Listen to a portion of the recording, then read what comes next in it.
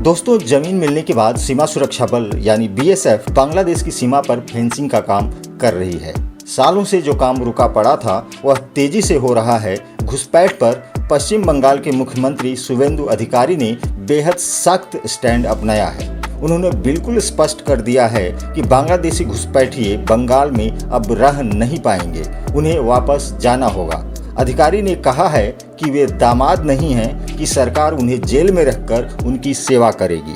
उन्होंने कहा है कि अभी समय है, घुसपैठियों को खुद से ही बंगाल छोड़ देना चाहिए, नहीं तो बाद में उनके लिए बहुत दिक्कत होने वाली है।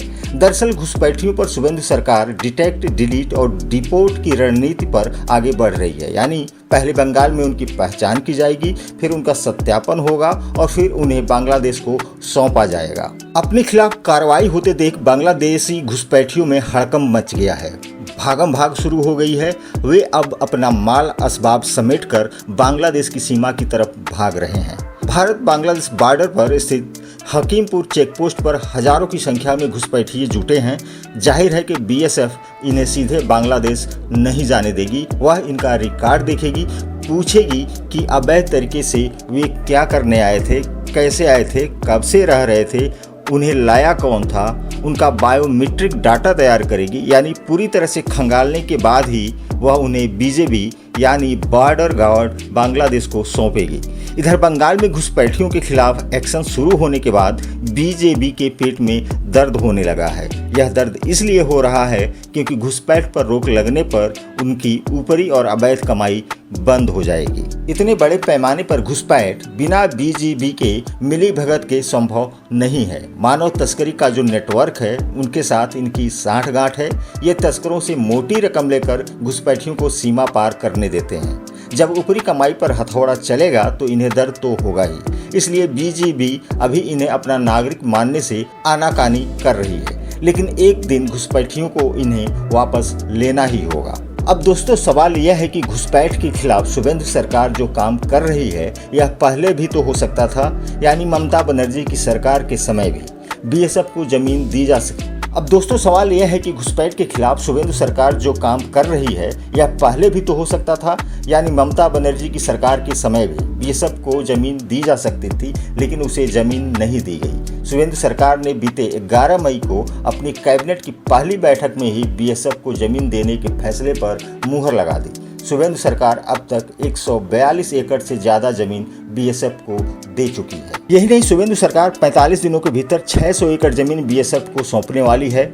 बांग्लादेश और भारत के बीच यदि सीमा को देखें तो दोनों देशों के बीच करीब 4000 किलोमीटर का बॉर्डर है। इसमें सबसे लंबी सीमा बंगाल के साथ लगती है।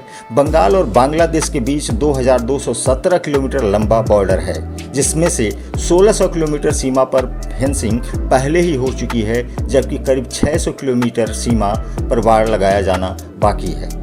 शुवेंदु सरकार ने बीएसएफ को जिन जिलों में जमीन सौंपी है उसका आंकड़ा इस प्रकार है। कूच बिहार में 22.95 एकड़, जलपाईगुड़ी में 35.165 एकड़, दार्जिलिंग में 8.815 एकड़, उत्तर दिनाजपुर में 2.84 एकड़, दक्षिण दिनाजपुर में 20.1701 एकड़, मालदा में 10.90 एकड़, मुर्शिदाबाद में 38.805 एकड़, नादिया में 0.55 एकड़ और नॉर्थ 24 परगना में 2.6 एकड़ भूमि शामिल है। दोस्तों, घुसपैठियों के खिलाफ बंगाल में जो कार्रवाई शुरू हुई है वह यहीं नहीं रुकनी चाहिए, बल्कि इसे पूरे देश में चलाया जाना चाहिए। 2016 में केंद्रीय मंत्री किरण रिजिजू ने राज्यसभा को बताया था कि देश में 2 करोड़ से ज़्यादा घुसपैठिए हैं। यह आंकड़ा 10 साल पहले का है। अभी की संख्या की अगर बात करें तो यह संख्या 3 करोड़ से ज़्यादा हो सकती है। घुसपैठिए केवल बंगाल में नहीं है। हाँ, बंगाल में ये ज़्यादा हो सकते हैं, लेकिन ये पूर्वोत्तर के राज्यों त्रिपुरा, मिजोरम, मेघालय से लेकर बिहार, झारखंड, यूपी, नोएडा, दिल्ली, जम्मू और दक्षिण में चेन्नई और बेंगलुरु तक फैले हुए हैं। इन्हें हर जगह से पकड़ने की ज़रूरत है। एक तरह से एक मिनी बांग्लादेश भारत में रह रहा है। राष्ट्रीय सुरक्षा और डेमोग्राफिक बदलाव को रोकने के लिए घुसपैठियों को बाहर किया जाना बेहद ज़रूरी है। दोस्तों, हमारे इस वीडियो को लाइक, शेयर और चैनल को सब्सक्राइब जरूर करें। धन्यवाद।